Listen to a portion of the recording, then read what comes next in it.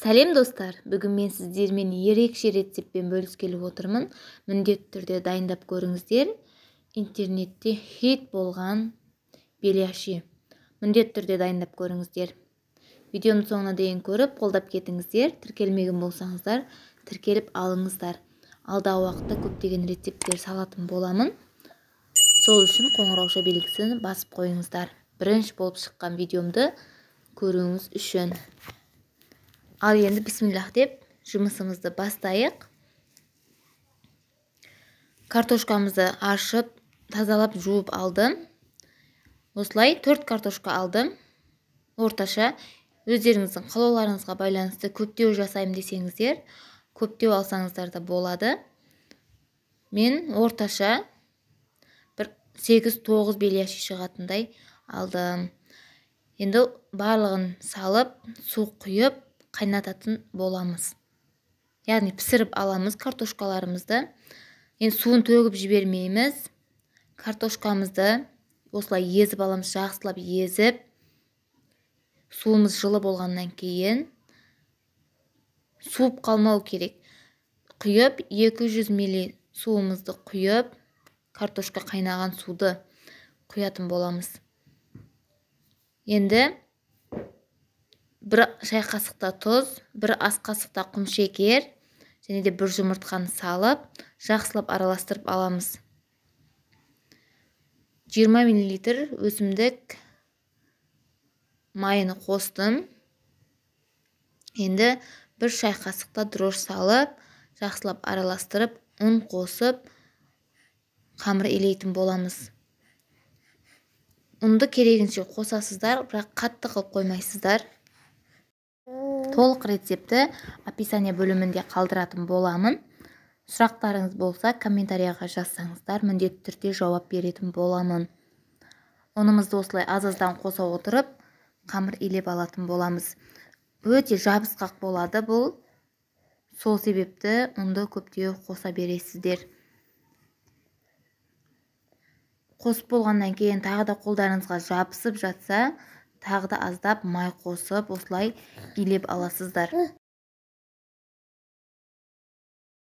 Енді бетіні жауып, жылы жерге 1 сағатқа қалдыратын боламыз. 1 сағаттан кейін жақсылап көтеріледі, осындай болып, көріп тұрғандарыңыздай. Енді үстелімізді майлап, жақсылап майлап немесе ұн сеуіп, бөліп алатын боламыз. Қолға қатты жабысады.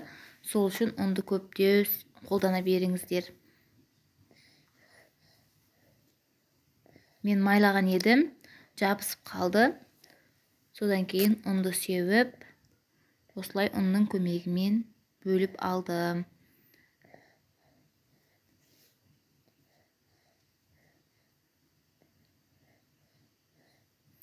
Бұны 5-10 минутқа демалтырып қоюдың қажеті жоқ.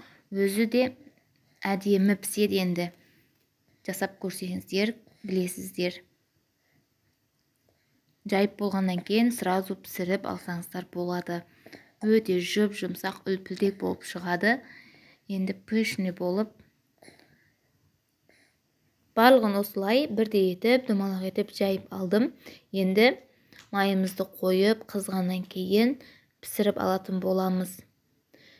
Қасықпен үстіне майды құйып отырсақ, өте пішіне болып, ісіп шығатын болады.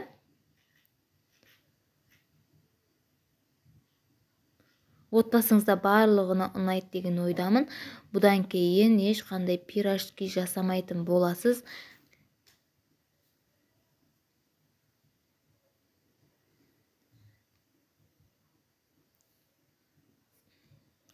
Барлығын осы ретпен пісіріп алатын боламыз. Көріп тұрғандарыңызда қандай әдемі көтерілді, үлпілдек болып. Дәмі деген прям супер, қалған жоқ тіпті. Барлығымызға қатты ұнады. Міндетті түрде дайындап көріңіздер. Егер рецепттерім ұнаса, тіркеліп, лайк басып, комментария қалдыруды ұмытпаңыздар. Көріп тұрғандарыңызда мінекей пісіп шықты, өте жұмсақ, еще үлпілдек, пышный болып шықты. Міндетті түрде дайындап көріңіздер. Іші де піскен, көріп тұрғандарыңыздай қазір бөліп көрсететін боламын. Неге іші де піскен, жұмсақ болып.